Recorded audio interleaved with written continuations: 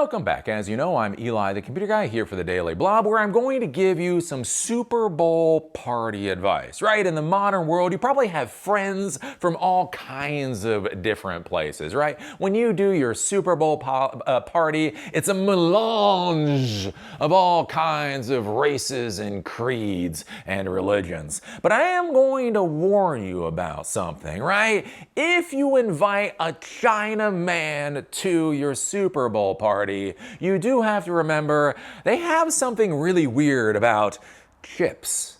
I don't know what it is, but they really want your chips.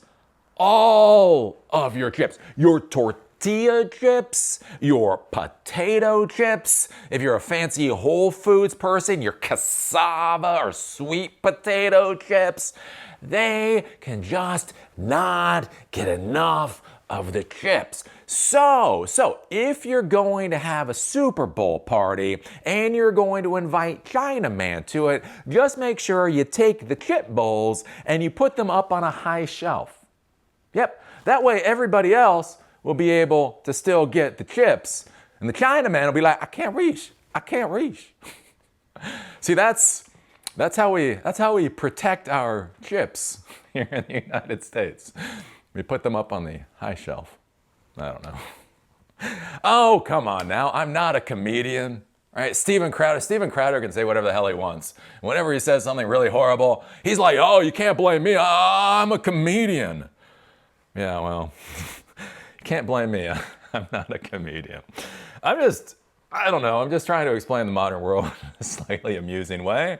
If you have a Chinaman come to a party, just put your chips up on a high shelf. You can't reach.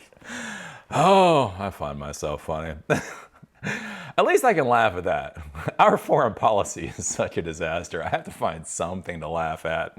So anyways, I think this is interesting, right? So we have this whole anti-Chinaman policy in the United States. Chinaman's gonna steal our chips. And so our old white presidents are trying to put our chips up on the high shelf so that the Chinaman can't reach them. And we've had these policies for a long time now. Under the Biden administration, you know, the United States' first dead president, and we had something called the AI diffusion rules, where he tried to limit the AI chips that could be sold to China. Under the Trump administration, we just have plain old export control rules. And basically, the concept is that we believe as a nation, we have the right to kneecap another society with their technological progression. We feel that China has gone far enough, thank you very much, in their technological progression. And really, we think they should stop. Which, yeah, is going about as well as you would think that would kind of go. And so one of the things is we have like these export control rules. And so the idea is that certain levels of GPUs, and especially NVIDIA hardware, cannot be sold to China.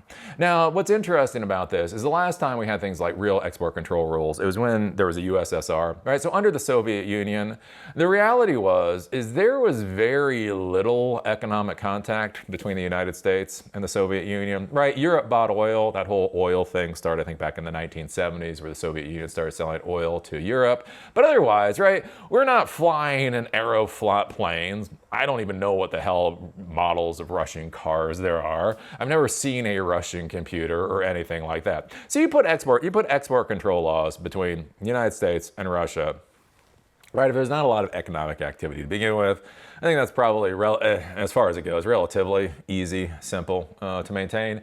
The issue is right now with China is we are incredibly intertwined. I mean, like it or not, I'm not saying it's a good thing, also not saying it's a bad thing. However you feel about it, we are incredibly economically entwined. Like massive cargo ships are going back and forth daily with trade and the rest of it. And so what's interesting now, so we have the export control laws over essentially off-the-shelf hardware. So we talk about the H100 chips from NVIDIA. These are expensive. They're $40,000 GPUs, but they're still kind of like off-the-shelf type things. And so what becomes interesting is when the US government tries to restrict China from essentially getting off-the-shelf components, what idiocy ensues. And so the current idiocy that is ensuing is that we have kidnapped two Chinese nationals for daring to try to sell our products to China. And again, it's interesting when we think about words, right? Words. Illegal immigrant versus undocumented immigrant, right? Homeless person versus unhoused person. A criminal versus kidnapped victim, right?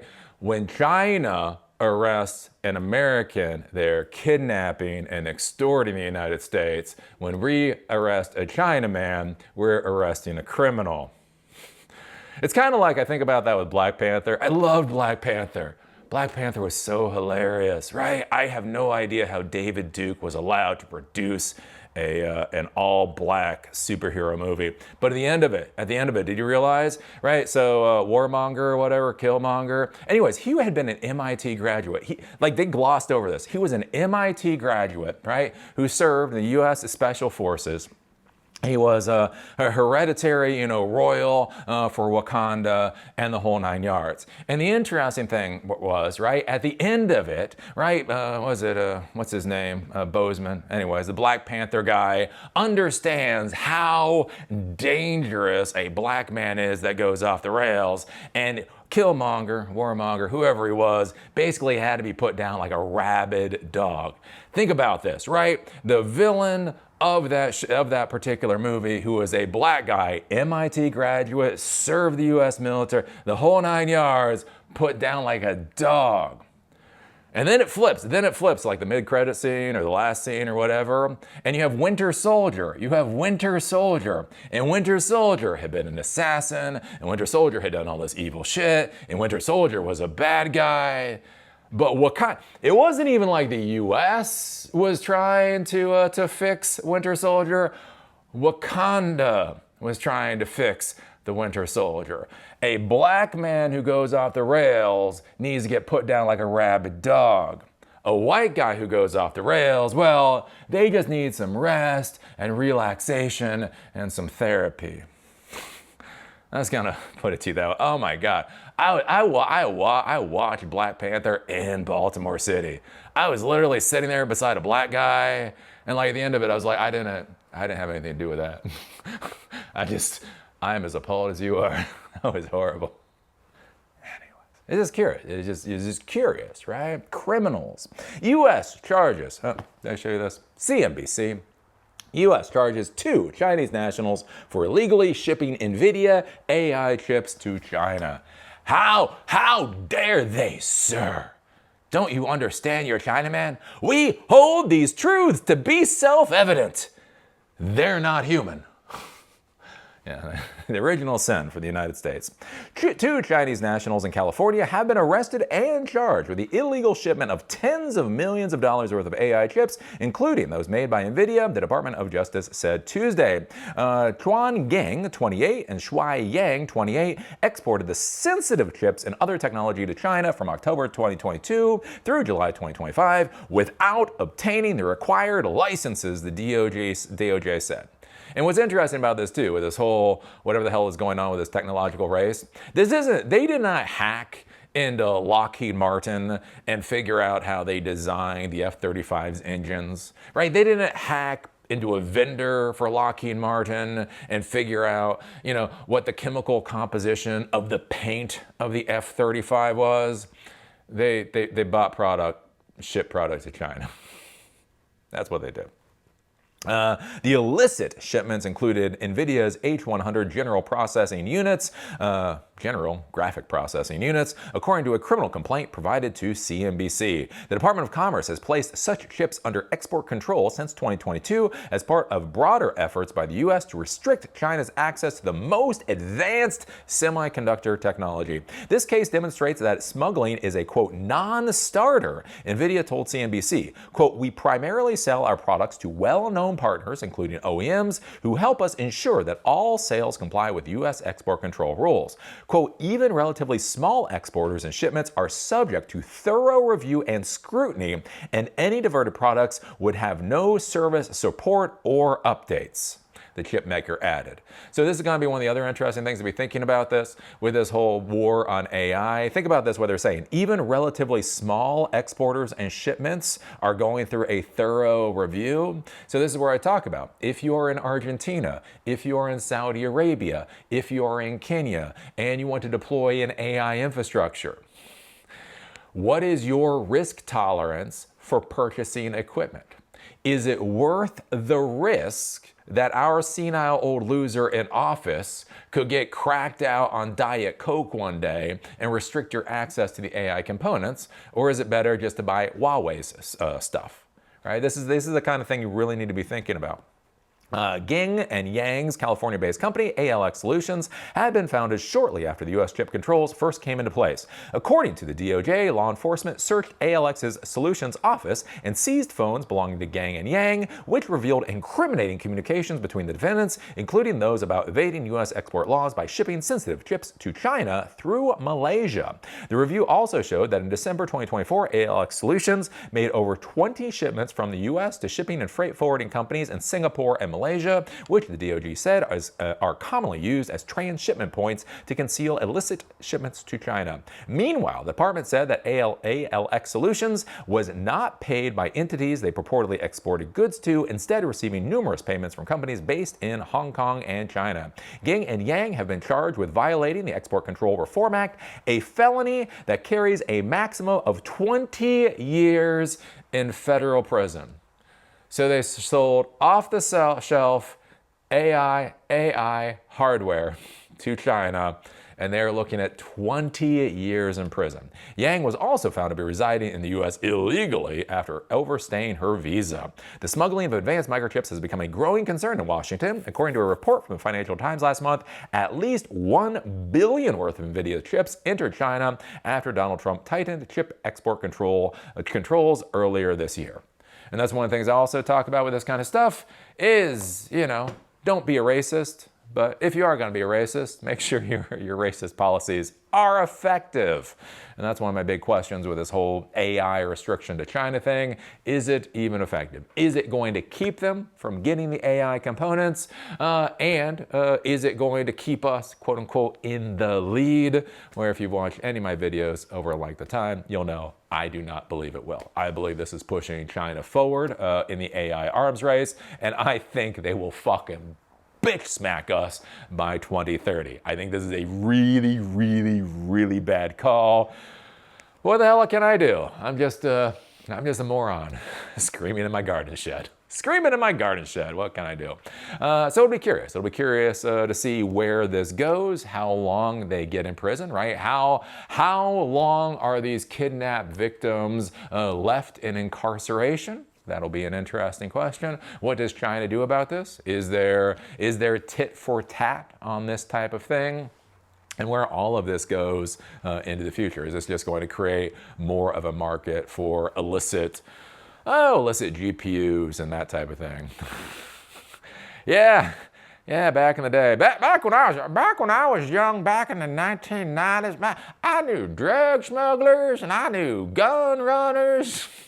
That's nothing compared to the kids nowadays. Kids nowadays are shoving GPUs up their asses. Oh no! Get him to the hospital, stat! If the condom bursts around that GPU up his ass, we don't know what's gonna happen. It's gonna be a Lawnmower Man event.